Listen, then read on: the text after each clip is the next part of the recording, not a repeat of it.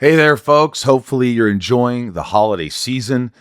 From Tom and I, we want to thank you for a great first season of Talkville. We got through it and we had fun, and I learned a lot of things that I should have known 20 years ago when we did the show.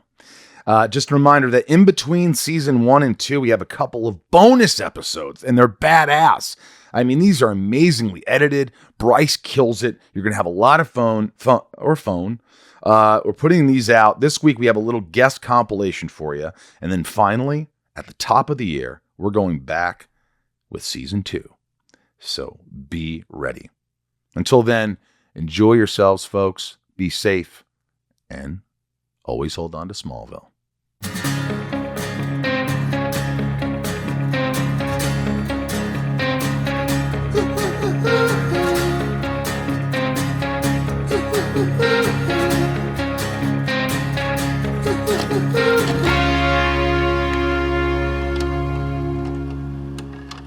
But I told you, I'm like, I can't watch it at night before I go to bed because there's going to be all these things that come back. So I watched it this afternoon, and thank God, because I remember there's literally a scene.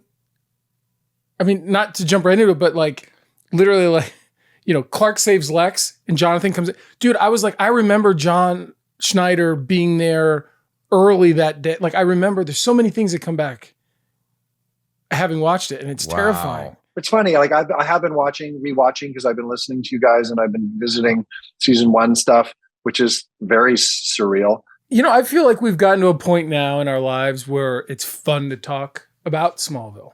It is. I think for a while it was just like, okay, we just finished it was a long part of our lives, big part of our lives, and then you kind of just didn't talk about it that much. And now it's like, yeah, that happened. That was cool. It happened. And let's revisit it. Let's look at it. I was watching one of the episodes. I sent you a picture of yourself from the TV this morning, which is I was hilarious. in the car in the Porsche. And I'm watching it. And now my 3-year-old son is looking at it and looking at how he's like kind of sees me, but he's not quite younger. Sure. Dada. Yeah. So it's now it's fun. Do people really talk to you and say Rosenbaum really shits on the show?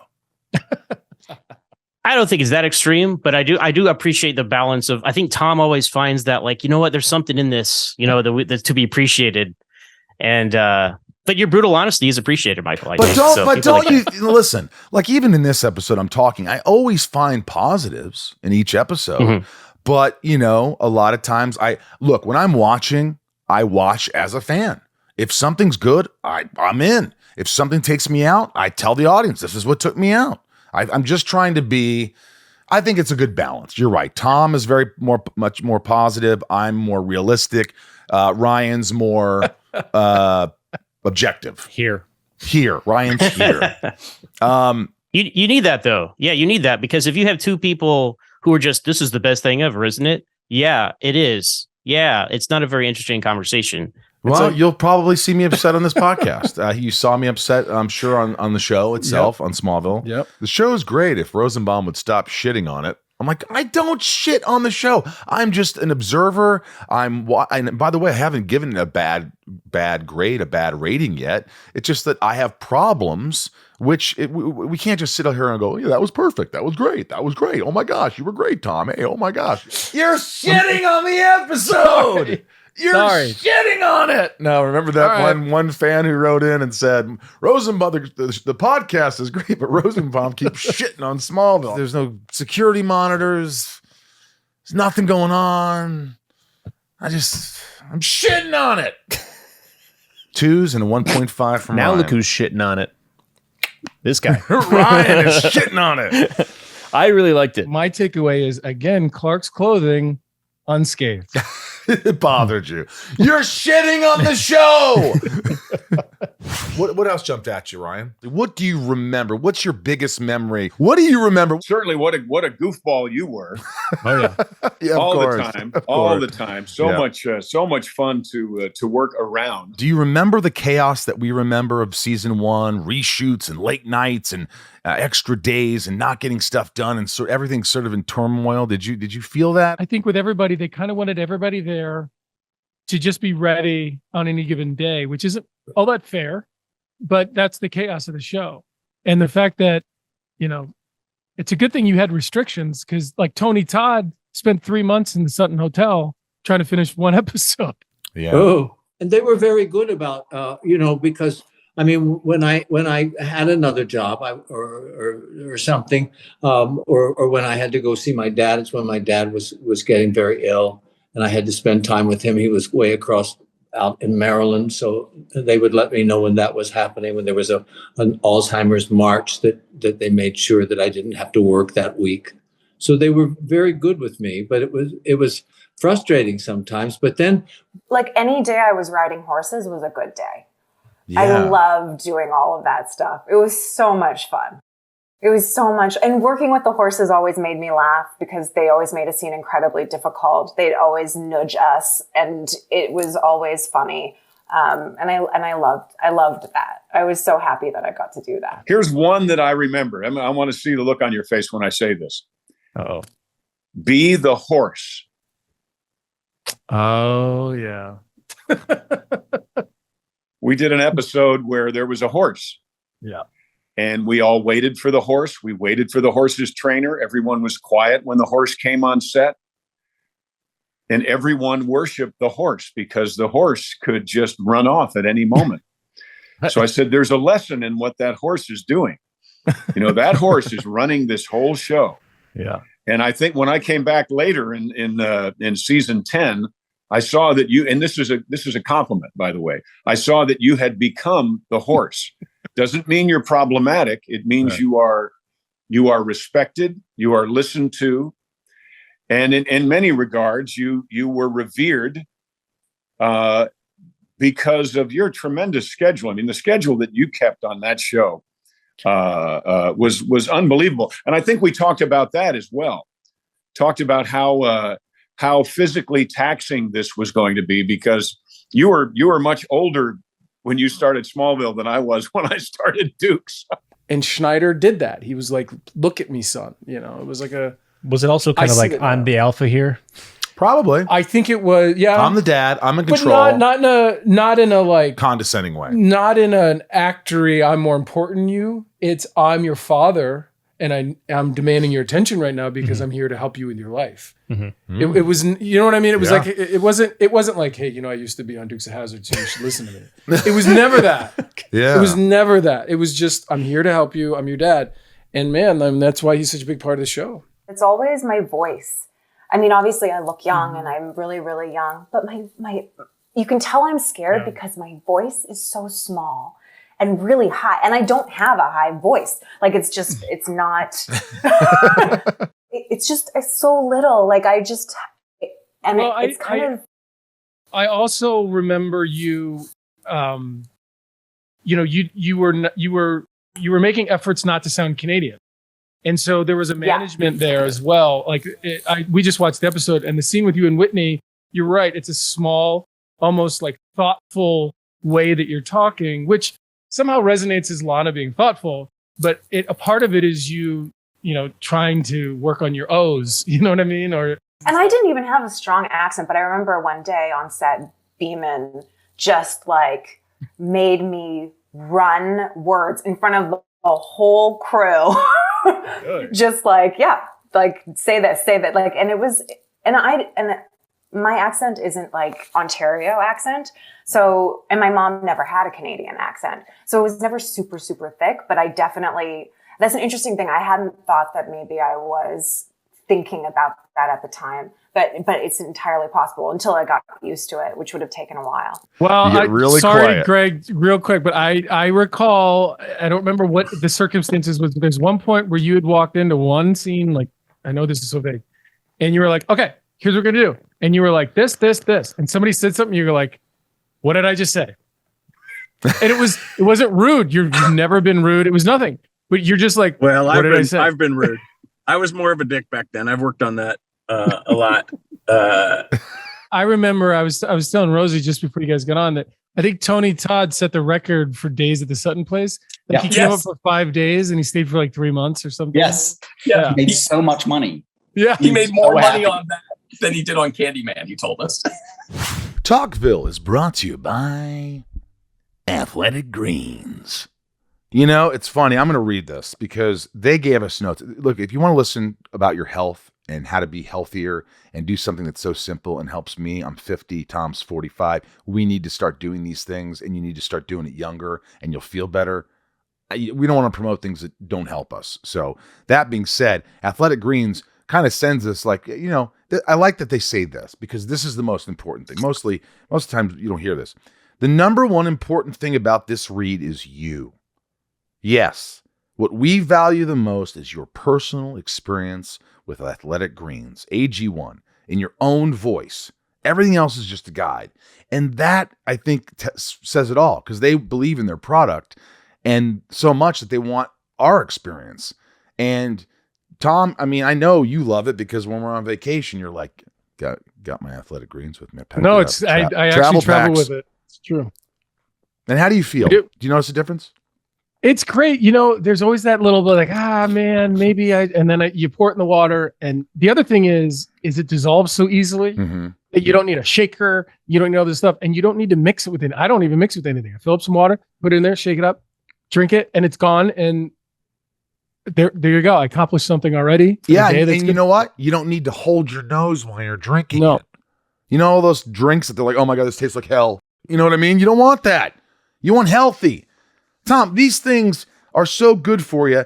AG1 is delivered to me every month. It's super easy to make it a daily habit. If you're drinking coffee every morning, which most people do, before you do, have a little glass of Athletic Greens. It's one thing you can do in under a minute. It's powerful because it's so easy to fit in your lifestyle. One scoop of powder mixed with water once a day has been part of millions of mornings since 2010 and could help make you feel energized, make it easier to live your best life. 75 vitamins, Tom, minerals, and whole food sourced ingredients of the highest quality. It's so easy to support this product. I mean, you literally, guys, try it. Just try it one time and you'll be like, oh, this is not that bad. And I get all this stuff. Wow, great. Yeah, this all-in-one formula makes it easy for me to take care of myself. Look, if you're looking for an easier way to take supplements, and that's another thing. I don't want to take pills and pop them. Sometimes 3 times a day they want you to take things. Forget all that. It's done. That's history. It's like laser now. You know what I mean? Well, laser came out. It's like, oh, laser. We don't need bulbs in the projectors anymore. We've got laser, 4K. This is your 4K of freaking vitamins. If you're looking for an easier way to take supplements, Athletic Greens is giving you a free 1-year supply of vitamin D and 5 free travel packs with your first purchase. Go to By the way, vitamin D in and of itself is probably one of the most important things you could possibly take. Absolutely. You're going to get a year of it. A year. Not even like 3 months, 90 days, nothing. This is a year. Go to athleticgreens.com/talkville. That's athleticgreens.com/talkville. athleticgreens.com/talkville. Check it out. Yeah, and you help the podcast. This show is sponsored by BetterHelp. I'll preface it with this. BetterHelp's been a sponsor for Talkville for a while now, and I'm at my best when I do therapy. And I think Tom's at his best. I think Ryan's at his best. I think most of you guys are. When you're talking to someone who knows what they're talking about, they can help you and help you see things in a different light. When you got to get it out. You got to get it out. You got to get it out. When you're at your best, you can do great things. But sometimes life gets you bogged down and you may feel overwhelmed or like you're not showing up in the way that you want to. Working with a therapist can help you get closer to the best version of you because when you feel empowered, you're more prepared to take on everything life throws at you. And who couldn't use a few better coping skills to be able to handle all of life's curveballs? If you're thinking of giving therapy a try, BetterHelp is a great option. It's convenient, flexible, affordable, and entirely online. Just fill out a brief questionnaire to get matched with a licensed therapist and switch therapist anytime for no additional charge. So if you don't like your therapist, you're not comfortable, just change them. BetterHelp can help you be the best you possible. Try it today. If you want to live a more empowered life, therapy can get you there. Visit betterhelp.com/talkville today to get 10% off your first month. It's BetterHelp, HELP.com/talkville. I'll tell you a quick story. I forget, it was like between, I don't know, season 2 or 3 or something, or 3 and 4. And it was finally the time where it was like, oh, I'm going to do like the big vacation. I always dreamed I was going to fly to Europe and everything. And I'm walking on the plane and this guy walks in with a Superman hat and a Smallville jacket. And I remember seeing him from behind and I'm like, oh, yeah. Is this going to be weird for me? Like, I hope he doesn't sit next to me. Turns around, it's Al with his family. And I'm like, Al. And he's like, Tom, where are you doing? I'm like, I'm going to Rome. Apparently you are too. I'm like, what's this Jack in the Hat? He goes, oh, I wear this all the time. Like he's an actual, he's into it. Like it's in his soul. The churn of production designers and costume designers and all that stuff was just like, and then just finding the show and making it look like we wanted it to look. I mean, look at the costumes in episode. The purple shirt. This is like, what is that? I mean, wow. Right. Well, this was a great episode. And it's Whitney's black leather jacket, which is a total Beeman thing. It's so bad. It's so embarrassing, but it is what it is, right? I kept hearing about it, and I thought, wait, how come I've not been on? You know what's funny is we talk about you every episode, Beeman. Did you butt heads a lot with Alan Miles or the studio? Did you have to like fight for things, or were they were always on your side? I always got the sense that you were sort of in rhythm with them, not arguing, but I always got the sense that you were in rhythm with them. Well, so what I learned as a human with Miles and Al got me comfortable with confrontation, which I previously had never been comfortable with. Mostly I was in harmony with them, and I mostly wanted to execute their vision, and if I could make their vision bigger and better. But we would periodically butt heads because they would not be happy a lot. I'd get phone calls where they were looking at dailies and were just not happy with something that had happened. And I really wore all that. Like anytime they weren't happy, it made me miserable for days and days on end. That was a lot of the Lex scenes, right?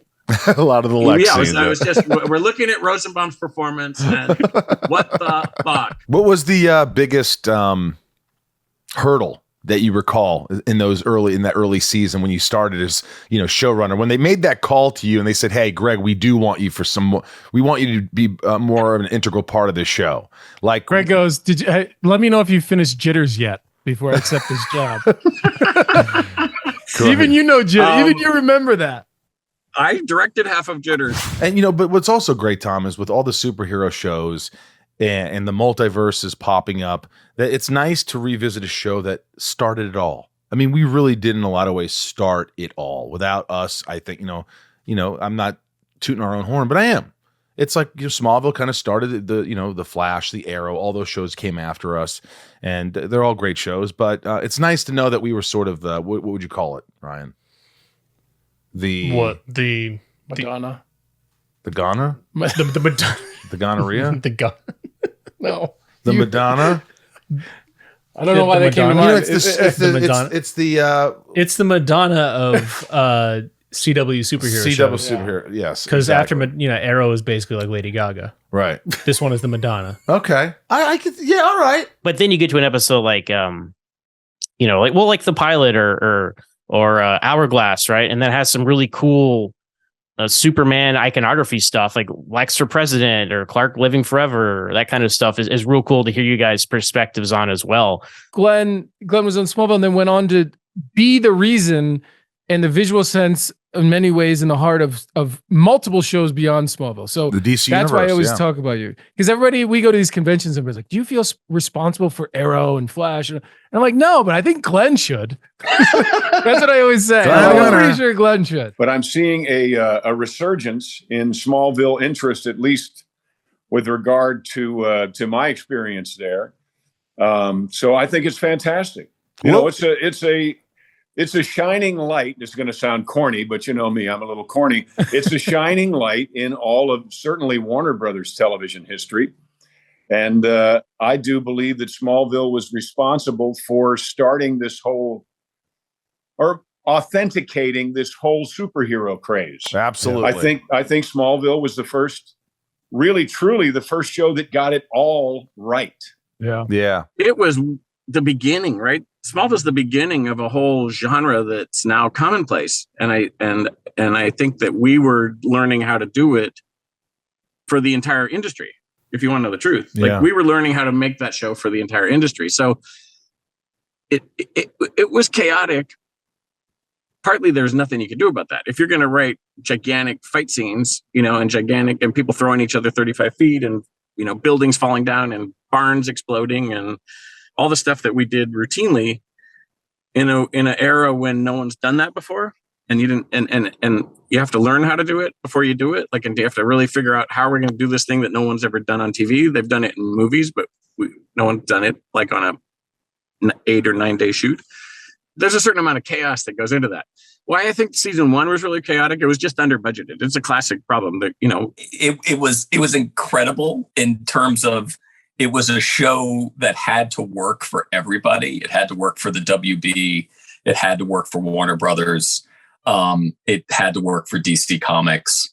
And, so that there was definitely a lot of pressure. And the first 2 seasons, we wrote every episode. Our names aren't on every episode, but we wrote every episode because, you're trying to certainly figure out the show and what works and what doesn't. So I think in season 1, we probably broke 44 stories to get 22 episodes. You were very much responsible for even just getting them to have someone pick me up.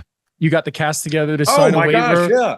Like that. Well, seems like driving all the way out to Alderbrough. Yeah, I remember we did that. We wrote a letter. Remember, Schneider? You spearheaded the whole thing. What's crazy is I remember it was the WB was always, what are the teenage things Clark can do with? What are the teenage things he gets involved with that aren't so he's goody two shoes? And what fun can he have with his superpowers? It's wish fulfillment elements. Yeah. So it's like, how do we get those in? And then my favorite though is like Lex shows up with fireworks. Really? That's been an ongoing thing. We're going, what is Lex doing at this party? It's a high school party. Hey, you just want to throw some fireworks. I talked to the cops. Everything's okay. Just lurking around. I love that. Your dad would drive you to work. Yeah, because I don't know if you remember, but transport wasn't allowed to drive me. And I didn't have a car. So I would take the bus to work, and then I got a stalker, and then they wouldn't let me take the bus to work, but they wouldn't drive me. It was just... You didn't want your stalker to give you a ride? He was always there outside. Jeez, Tom, low. But wait, so you had a stalker in season 1. I vaguely remember that. Season 1 or season 2. It was early on anyway. And then we got our security. Did he ever show up to set? I don't think so. No. Thank God. Other people showed up to set. Did they send security to your house or? No, we got security on set. On set, yeah. In part because of that. Yeah, I remember them being like, oh, this is a big cost to production. And I'm like, yeah, so is us like getting killed. Yeah, absolutely. I'll tell you one more funny story. And this was, so speaking of just over budget and things. So the show premieres, it's a huge hit out of the gate, like to the point where we didn't understand the numbers and somebody from the WB had to explain it. So everybody kind of backed off and we were able to frankly finish jitters and do these things because in the words of Peter Roth, nothing's cheaper than a hit. So we go in, and this is about the time we're doing, I think it was episode 13. It was Leech, which was another massive episode. I just cars and roofs. I'm crazy. And we're with Peter, and it was kind of like, it was we have to get the boys, we got to rein it in, right?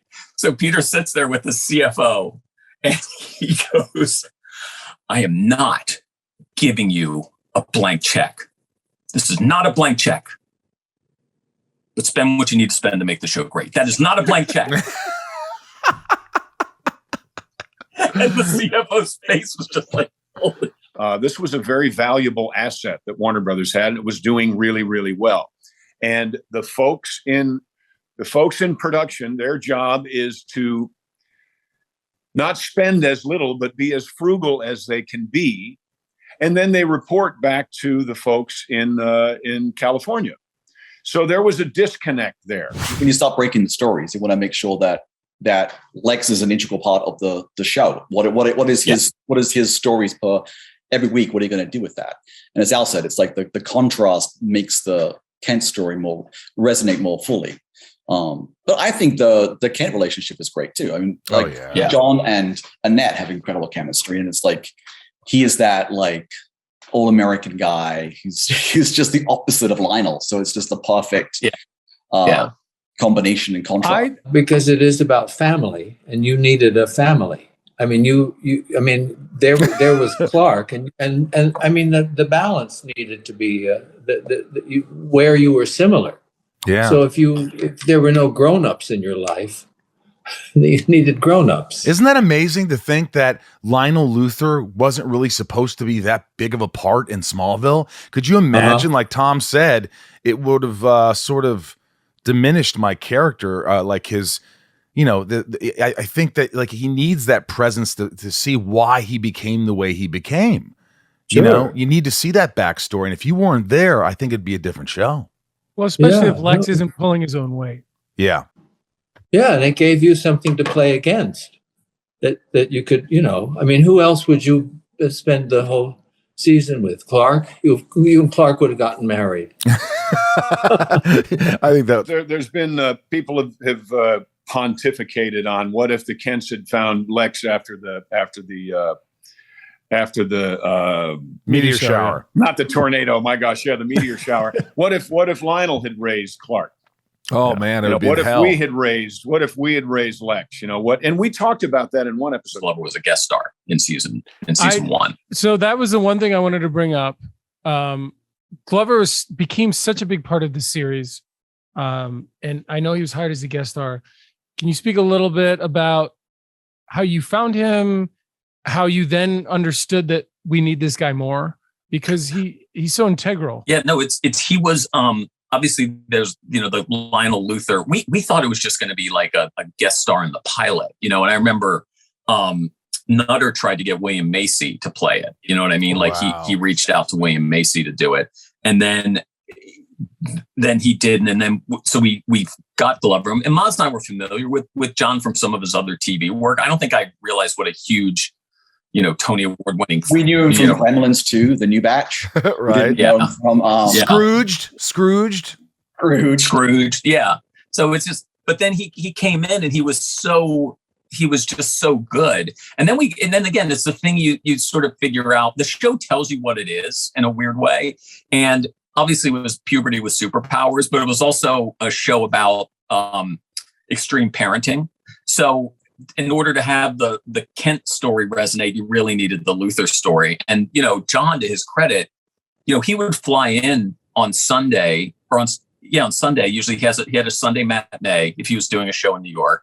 He'd fly Sunday, work Monday because theaters are dark in New York on Monday, and he'd fly back Monday night or Tuesday morning so he could get to the theater Tuesday night. Like, I mean, but also, like, it's the chemistry between Michael and John. I mean, that's what really made it. Those scenes were just like magic. Yeah. And it gave Lex a real purpose, and just that whole dynamic was just, you two just had the characters and the acting sparks that really like ignited the screen. So it wasn't planned. I agree. When we rewatch it, right? Those are when Michael and John are on.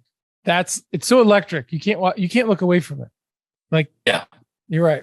He was a joy. It was a joy. They're very good. Yeah. Yeah. I mean, a lot of that's on John's part, to be honest. Most of it, but that's all right. But you didn't plan, like you're saying, you didn't plan for John to be anything more than a pilot episode where it's my father. You weren't, and then you saw the dynamic. Is that what happened? And you're like, wait a minute, we got something. Well, you also want to see, when you start breaking the stories, you want to make sure that Lex is an integral part of the show. What is his stories per every week? What are you going to do with that? And as Al said, it's like the contrast makes the Kent story resonate more fully. When did they bring you on as a regular? Do you remember when that happened? I was trying to remember, but I think by the time the season 2 started, I knew that I had that contract. Ah, see, I think. So maybe I was right. Yeah. Yeah, I thought that they'd sort of like made him a recurring and made you a regular. They did a little switch. They thought that your character was more of an integral part of the show. At some point, I had other jobs, so I couldn't come, and that's why they gave me the contract. But I remember Annette or somebody saying they need you here in this, and that was to give you the balance of what Clark had. Oh gosh, John Glover, he was so wonderful. You definitely made me better. In the scenes, you always elevated my performance. Your performance elevated mine. It was almost like a little, I don't know. I don't know what it was. It was your energy, your focus, your choices, and it just... Without Lionel Luthor, Lex Luthor, there's no cap on him. And I gave him a cap because he didn't have any hair, so I had to give him a cap. Oh my God. Look you at do you. Have hair. And you're still working. Where's your hair? Where's your hair? Come on, it's still fucking there, man. Take your hat off, dude. Oh, I got hair. Yeah, I got hair. Yeah, it's sweet. Well, we couldn't forget our lovable patrons. We never do. If we do, the show is done. Without you, as you know, we've said it a million times, Talkville is impossible without you. Go to patreon.com/Talkville. Become a patron. Help keep Talkville going. I know you're having fun. The new season's coming. Bryce and Ryan and Jason, they're kicking ass. The shows are looking ridiculously cool. We have bonus episodes in the holidays so you can enjoy and sit back and relax. So much hard work goes into these things. So join if you want to. Nikki G, Leanne P, Raj C, Janine R, Santiago M, Leah S, Little Lisa, Tom N, Sophie M, Betsy D, Liliana A, Abby P, Chris F, Kimberly E, Michael H, Ray H, Karen M, Danielle B, 99 more, Lalani N, Catherine P, Brett G, Super Sam. Always hold on to Smallville, SFN G, GJ, Kento, Twitch, Garrett W, Kimberly L, Justin S, Tom N, Tony V, Rodolfo V, Jason W, Osama A, Lana W, Nancy D, Brian G, Sarah W, R2K, Justin T, and Lucy O. Oh, Lucio. What do you think of Lucio? Just great. Grape Jelly 817. Jeremy G, Amanda R, Teddy 127, Michael P, Theo M, Ryan R, Grumpyitis, Jordan M, Hillary B, Let's Whisper, Greg G, Christy R, Pollyanna, Karen P, Derek G, Jarrell. Hello? Richard G, Richard S, Dick S, Richard S. Heather and Greg, go ahead. I really thought I had an audio problem there. Nico P, I made Talkville save butts, Brian H, Georgina B, Eric K, Kristen B, Takashi M, yes. Kevin E, Nanine W, Stephanie K, Darth Achilles, Richard R, Finky, Kenny S, Sydney S, Tito G, Remix, Stephen F, damn, who's that? Damn, who's that? Jeanette E, David, Allison H, General Zada, Mara and Ev, Theodore, It's K, Crack, Kralk, or Clark spelled backwards. Drew M, thank you, Leah, for that. Our Achilles R, Araxelis R, Aracelis R, Achilles R, Big D, John Glover's Luscious Maine, Doug R, Tommy Z, Boston 68, Stone H, Isabel, Gabe V, Sager S. Tom, finish it off. I'm so glad you didn't give up on that. Jake, Jack G, Corey L, Ivan Sam, Brittany W, Kate F, Mr. Home Arcade, Cal T, Amanda K, Jesse C, Jason Lumberjack, Claire M, fourth favorite character, Zoe in the house. Hi, Zoe. Scott S, Freddie G in the building. Dude, it was so funny at the con this last weekend. There was this girl who came up to the table, she was real young, and I was singing some song. I go, you don't know that song because it was 20 years before you were born. And I said that probably throughout the 2 days, like every 5 hours, I'd bump into her and I go, hey, how about this song? You wouldn't know it. And she was just like looking at me like, what the hell is going on? Thanks, guys. That's it. The new season's coming of Talkville. Support us. Spread the word. We need your help. Subscribing means a lot. Go to talkvillepodcast.com. Get your awesome merch. I see tons of the patrons wearing the merch. It's the holiday season. Maybe you know what we need? We need a shot of a t-shirt of Ryan. And Ryan's just like this. What would Ryan do? Ryan a t-shirt of Ryan and his girlfriend forcing him to watch it. Maybe Ryan with his pupils as roses. Just 1.5 rows. I bet some people would buy that. I bet you'd sell probably 20, 30. If we get those and we make any money off them, we'll give you a chunk, Ryan. I bet you sell 20. I bet you don't. 20. 20's good. All right, we love you. We'll see you later. And listen inside of you with Michael Rosenbaum, the podcast, please. I don't really promote that as much as I should, but hey. And we're gonna be in Vegas. Oh yeah. January, I think it's the 13th, 14th, and 15th. Vegas Creation with Supernatural guys. We're going to be there. Come see the cast of Smallville. We'll be there. We're doing and Winchesters. We're going to do a Friday night. Smallville Nights. By the way, I mean, should I go? I feel like I'm not going to do well. It's going to be all them, and then you'll take pictures with them because you were on that show. Yeah, you probably shouldn't go. Really? We'll see you later, guys.